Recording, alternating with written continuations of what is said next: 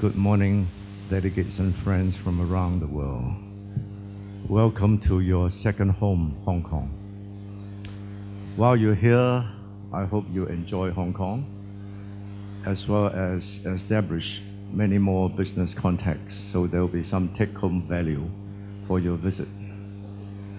Now, as George said, this is my last time to appear before you as chairman.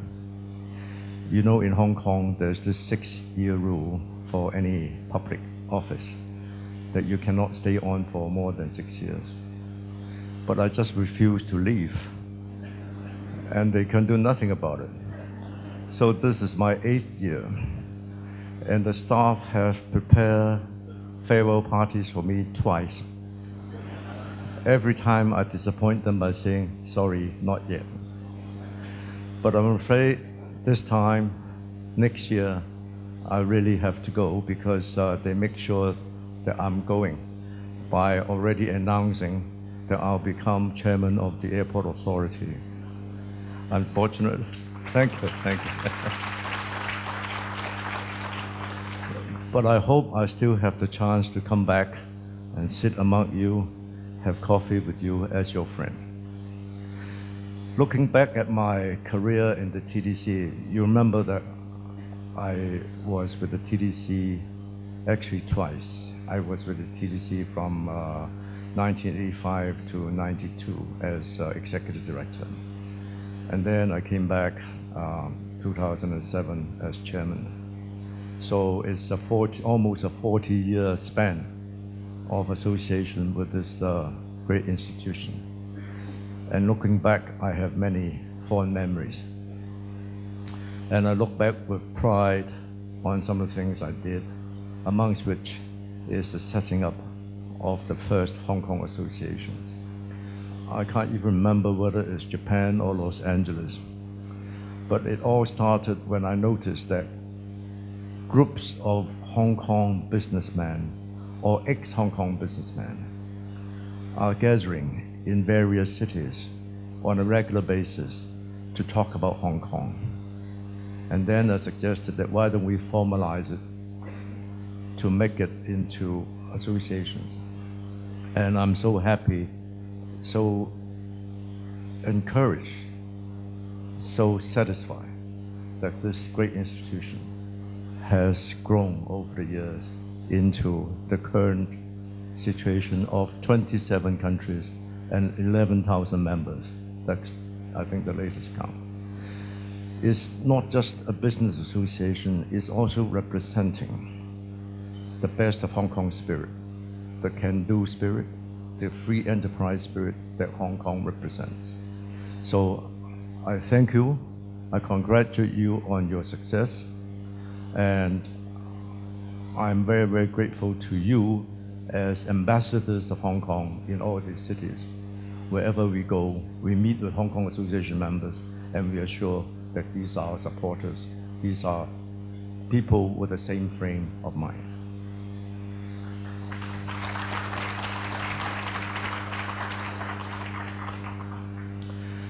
There's a lot of changes in the TDC. Looking back at the 40 years, from humble beginnings, the TDC has now grown into quite a gigantic organization, covering the world. We have offices in 43 locations. I'm sorry, 44. Margaret is our new executive director. Margaret, would you stand up?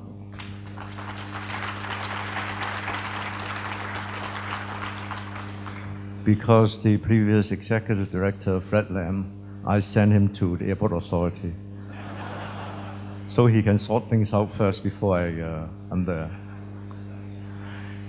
Anyway, so TDC has now 44 offices around the world. Please make use of these offices wherever your business takes you. And also TDC covers all industries, all services, something that we take great pride in talking about. Now, with the current TDC, if I can summarize it in a couple of words, is putting emphasis and focus on 4 different areas.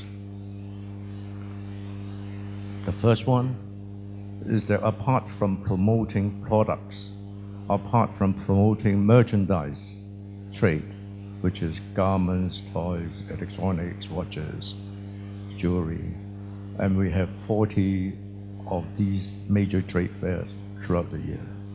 So that's a good foundation for merchandise trade.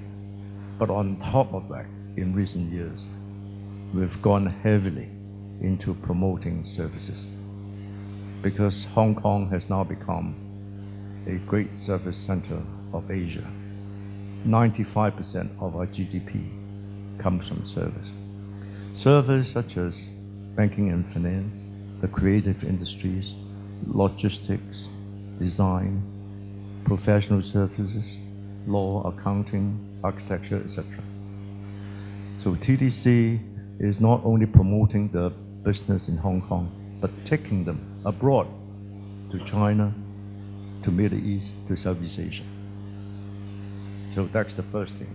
And many of our service promotion events have become major Asian leading events, such as the Asian Financial Forum, which is the leading event in Asia for financial circle people, such as the Entertainment Expo in March, which is an umbrella event covering movies, TV, music, games, and so on.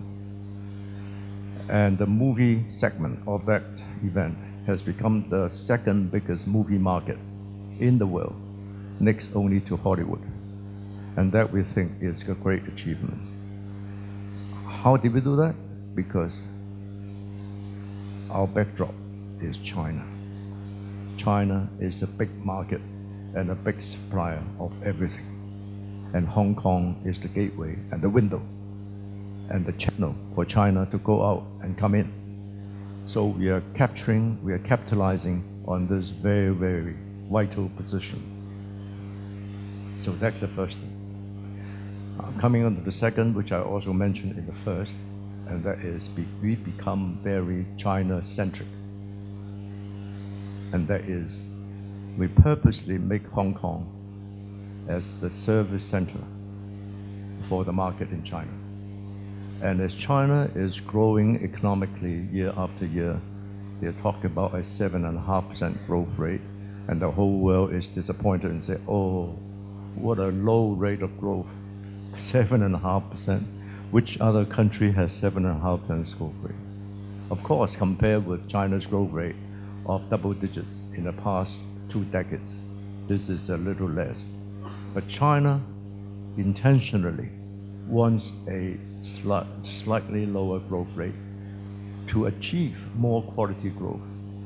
More quality growth in terms of value-added products, in terms of high-tech products, in terms of more environmental friendly production. So all these are tendering more to quality than quantity. And mind you, 7.5% or even 7% is not a shameful rate of growth. And we expect this to continue. We expect this to be sustained over the next few years. And Hong Kong has this enviable position of attracting most of the Chinese companies to list here. Almost 800 of the most important Chinese companies are listed in Hong Kong, accounting for more than 50% of Hong Kong's stock market capitalization. Just recently, over the last couple of weeks, 2 important breakthrough measures have been announced. One is the so-called Hong Kong-Shanghai Connect. I don't know how many of you are familiar with that, and if you're not, I'm sure our TDC colleagues will be very happy to explain this to you, which means that there is a through train for Shanghai investors to buy into Hong Kong stock market and vice versa for Hong Kong investors to buy into Shanghai stock market. So it almost makes the two commutable or exchangeable, which is the world's first example of this channel opening. The second is that there will not be any more cap on exchanging Hong Kong dollar into RMB. Now, this is also another very, very groundbreaking achievement, almost making the RMB convertible, or only to the extent of the RMB pool in Hong Kong. And talking about that, Hong Kong has the largest renminbi pool of money in the world. And that is why Hong Kong is quite assured of its place as the most important offshore RMB center in the world. So for those of you who are interested in finance and banking, or even trade, because all trade can now be settled in RMB, and Hong Kong is the clearing center. And talking about Chinese enterprises, they are now not only focusing on attracting foreign investment. This used to be the case of bringing people into China, bringing capital into China. Now China is going out to invest in the rest of the world. And those of you in the US or Europe or even Japan will experience the sort of spending by Chinese, not only investors, but tourists, consumers, the whole range of Chinese going out to the rest of the world. And that represents a different set of opportunities for all of you in your home locations. But it also represents a tremendous opportunity for Hong Kong as the window, as a channel for Chinese entrepreneurs to go out and seek acquisition, seek investment opportunities. Just very recently, we had this round of Think Asia, Think Hong Kong promotions in Europe, as we did 2 years ago in the US. Again, with tremendous success. And came with us to Europe is the delegation from 10 provinces. And they are over there to look for opportunities to invest. So again, I'll remind delegates here that this is really another aspect of China trade, so to speak, that you should focus on. And also foreign companies are now selling heavily into China their products. Many of the products from Europe, from US, are selling much better in China than in their home country. So China has become their biggest market. And many of them have so much business potential in China that they seek listing in Hong Kong to oversee the operations in China. So all this goes to show that the TDC was absolutely right in pointing the direction to China many years ago. The value of the TDC really is to foresee, to point out, to pioneer a new direction. And I was happy to say that we set up our office in Beijing as early as 1986. That was before anybody else realized this great potential in China. So second focus, China-centric. Third focus, as always, we think that our stakeholder, we think that our constituent are the small and medium enterprises, the SMEs. Not only the SMEs are the biggest participants in our trade fairs, our trade shows, but also we have SME Center on a continuing basis, just next to this room, that offers all kinds of service to small and medium enterprises. Because to us, the SMEs are not only the mainstay of the economy, employing the most people, but they are the future of the economy. SME can become mega enterprises. And when they become mega enterprises, they come back and serve on a council as our bosses. So that is their career path. We have the SME Center. We also have the SME Expo, which is in 2 days' time. I hope all of you will have a chance to look at the SME Expo, where not only Hong Kong SMEs, but also SMEs from around the world will come and exchange ideas, networking, and do business. So we have a very conscious effort to promote SMEs and set up SMEs. We also have an Entrepreneur Day. Entrepreneur Day is really where the young people come in, look for ideas, and get help from all kinds of professional service, bankers, lawyers, accountants, to set up their little lemonade store, which we hope will then grow into bigger business, more business, international business. So that is really our third main emphasis. And this has borne result because 2 years ago, the TDC was in a bit of, shall we say, controversial debate in the LegCo whether or not we should be subject to competition law, etc. And what happened?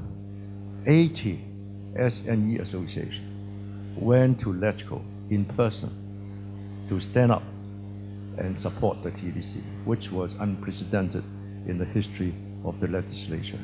So it shows that what TDC has done over the years has gained the support and the goodwill of all SMEs in Hong Kong. The fourth focus is really emerging markets. That we think is the mission of the TDC, to pioneer and to explore into new territories or rediscover opportunities in old territories.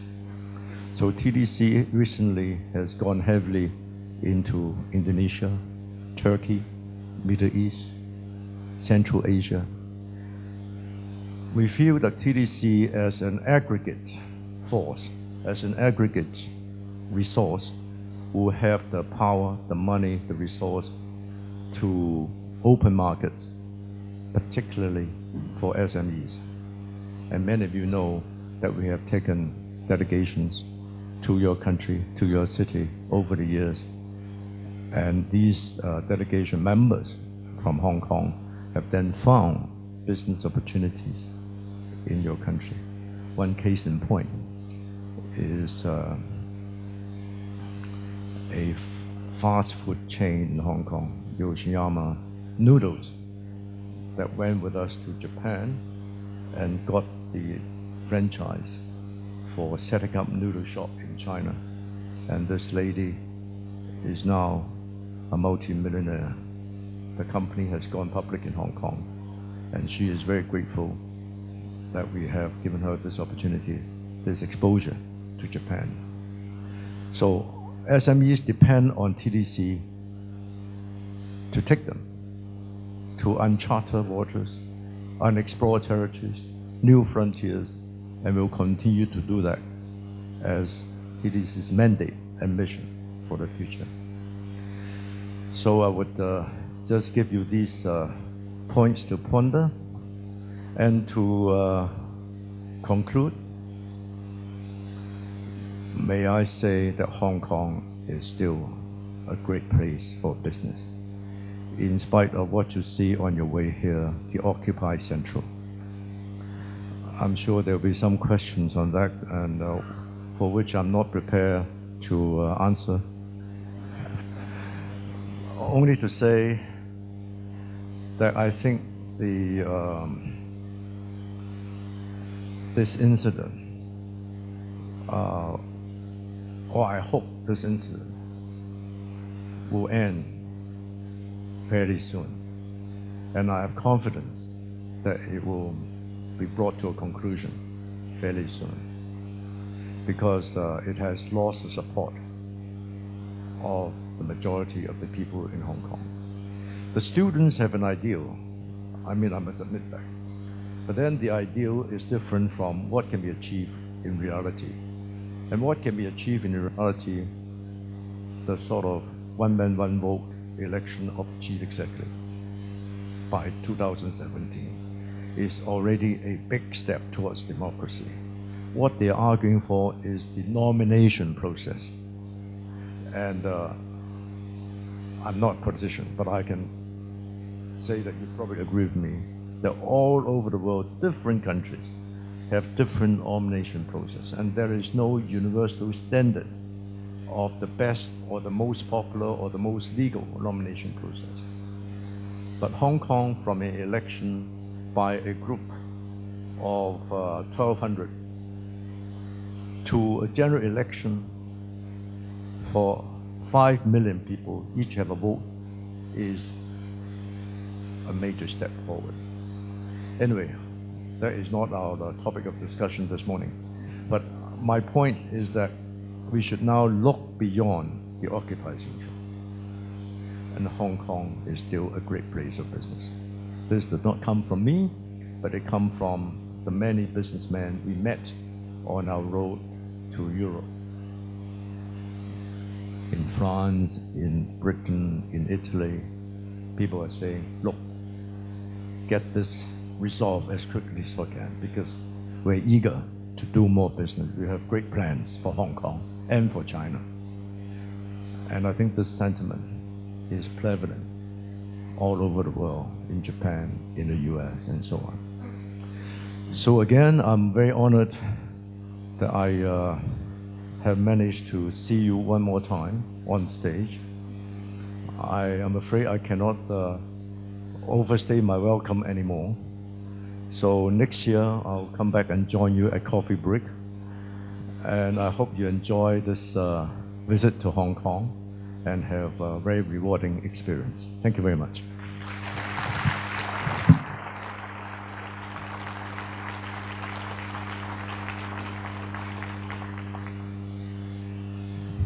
Well, thank you very much, Mr. So. I think we, after such a well-balanced and very wide-ranging presentation, I think finally maybe there are no more questions to ask. But some papers have been distributed, I believe, but nobody brought me any questions. So, are there any questions?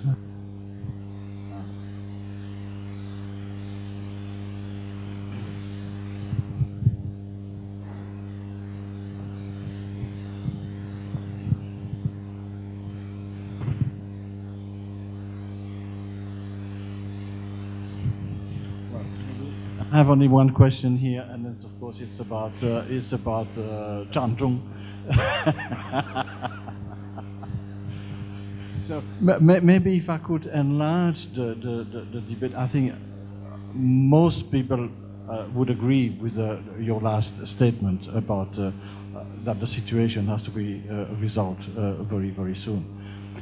But maybe more fundamentally, I think what I noticed in a few days I've been here now is this opposition between two parts of Hong Kong, where you have, on one side, you have the students and you have the general population. And then at another level, you have in NETCO, you have also a very difficult situation with people who block everything and in fact are delaying the implementation of very good policies that the government would want to implement. And so is Hong Kong not an harmonious society anymore? Is it become so confrontational? And how do we go from there? After all, also, the other aspect is that clearly one of the great successes of China, and you emphasize that, is to be the gateway to China in both directions, in fact. Well, if a part of the population think that to love China is a bad thing, well, where do we go from there? I don't know if I'm qualified to answer that question. And how much time do you have? I need 3 hours to...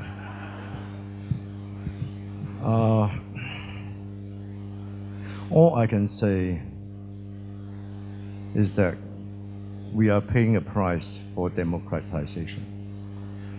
Democracy is not without its cost.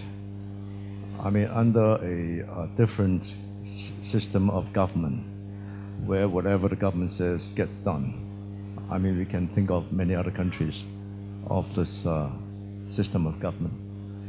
Then it's maybe more efficient, no debate, no argument.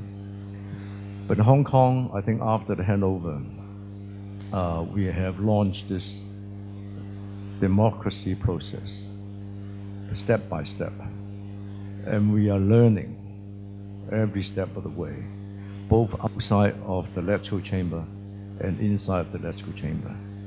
Electoral used to be a gentleman's club where everybody just agreed to everything after they have discussed it behind closed doors and reached a consensus. But now, because everybody is looking for the vote, all of you, I think, are very familiar with that. They need to put up a show. They need to do something in front of the TV camera. So the argument, the debate has become much more opulent, much more obvious. But I hope we are in a process of learning, also maturing into a more sedate, a more mature type of political debate. So that's what I say. But for the young people, I can say that they do not represent the majority opinion. I mean, this is quite obvious. Through rounds and rounds of public opinion surveys, rounds and rounds of demonstrations and so on, we see that the students represent a view, a opinion. And normally young people, well, we were all young once. I was young a long time ago, but we all had slightly more radical views then. And some of these views, as they say, if you are not a socialist when you are below 30, something wrong with your heart. But if you are still a socialist when you are 45, something wrong with your head. So young people will have a different set of values and views, and they can express it peacefully, orderly, legally. But what people object to is this rather radical, oppressive way of showing it by lying in the street to obstruct traffic, to cause inconvenience to the population.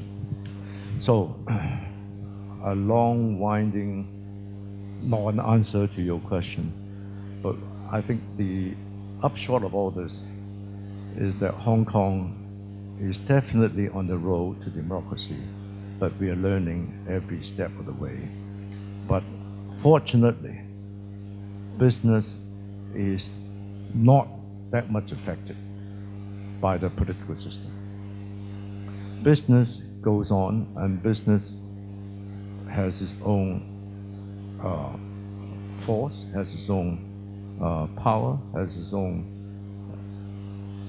generation of robustness and strength to carry on because of the demand, because of the circumstances, because of China, because of the request from around the world for Hong Kong to be the channel to China. Well, thank you very much, Mr. Chairman. I think this will conclude the first session of this morning.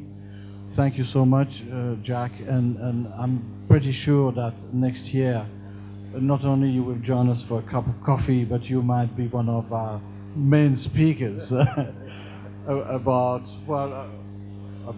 everything possible, but maybe about the airport and the importance of this magnificent airport of Hong Kong to Hong Kong and the region. Well, thank you again.